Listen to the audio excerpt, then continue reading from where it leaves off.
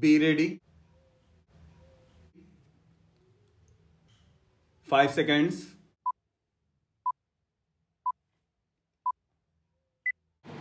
Start. It also gives me great pleasure that on the occasion of this conference, we have among us the Director General of UNESCO and the Chairman and a member of the Executive Board.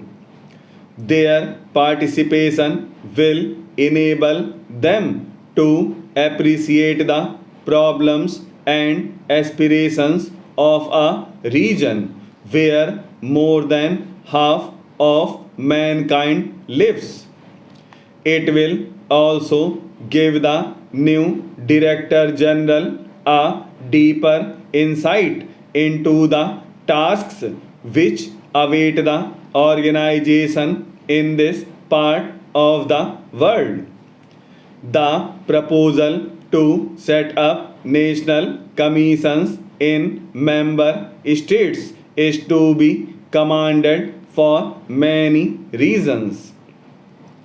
This has resulted in the establishment of a permanent agency for the working out of UNESCO's ideas at many levels. While the membership of UNESCO is confined only to states, it is obvious that its work must be carried out among the people. The National Commission, with its close association with various non official agencies, provides a platform to disseminate UNESCO's programs in many ways. One may, in fact, say that UNESCO's work is delegated to these national commissions. To my mind, the main purpose of setting up the national commissions was, on the one hand, to make UNESCO conscious of the people's needs, and on the other, to make the people conscious of UNESCO's functions and purposes. The national commissions are therefore the proper agencies to spread UNESCO's ideas and objectives among the people. One may, in fact, go so far as to say that UNESCO is active only if the national commissions are active. Similarly, the national commissions can function properly only if UNESCO is active. If we keep this test before us, we have to admit that the national commissions have not always been as effective as we would wish them to be.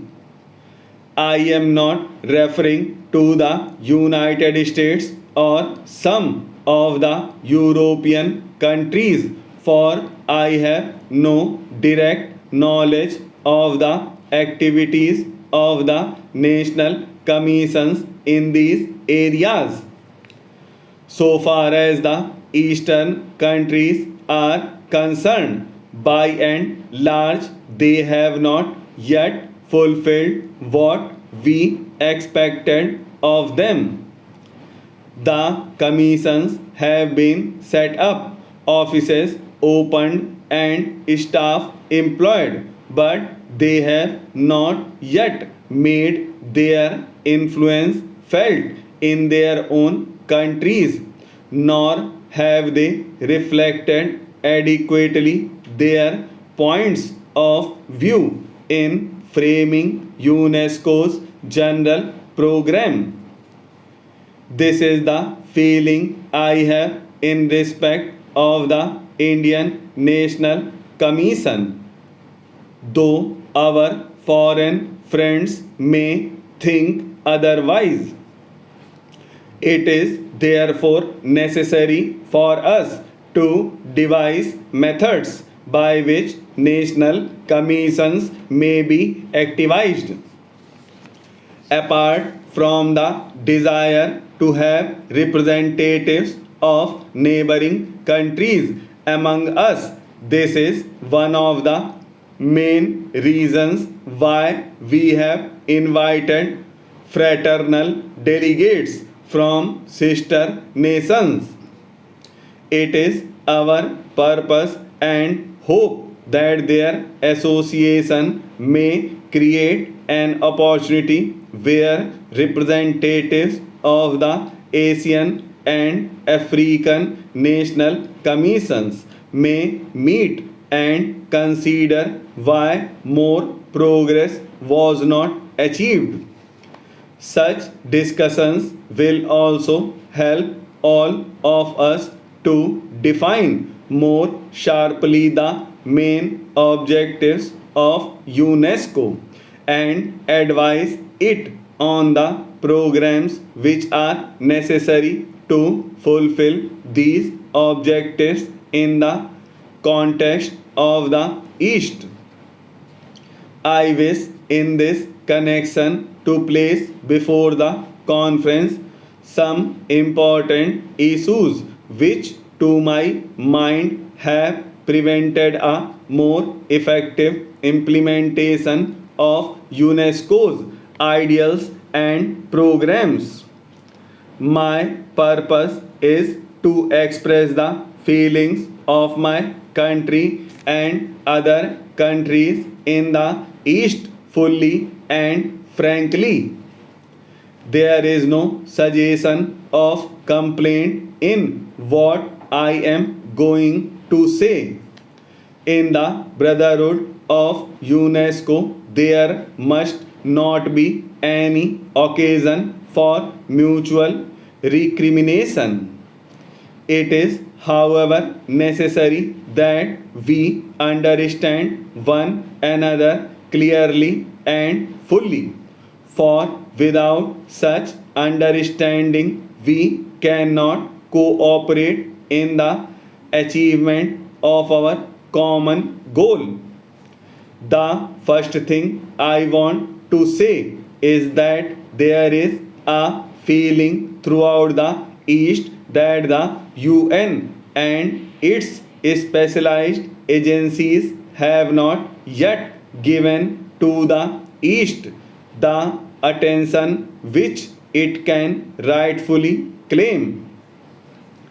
The Eastern nations feel that while in theory they are recognized as equal partners in the United Nations, the practice does not always conform to the theory.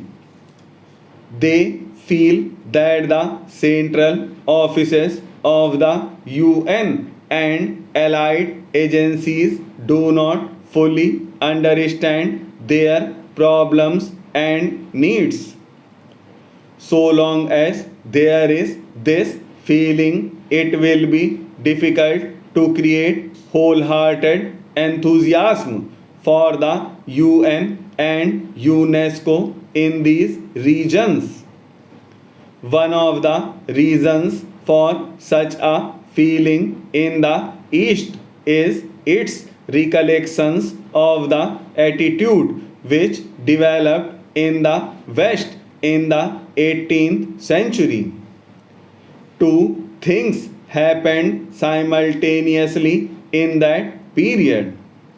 On the one hand, the Eastern countries reached the lowest depths of depression, and on the other, a new impulse to progress and advancement swept throughout Europe and America.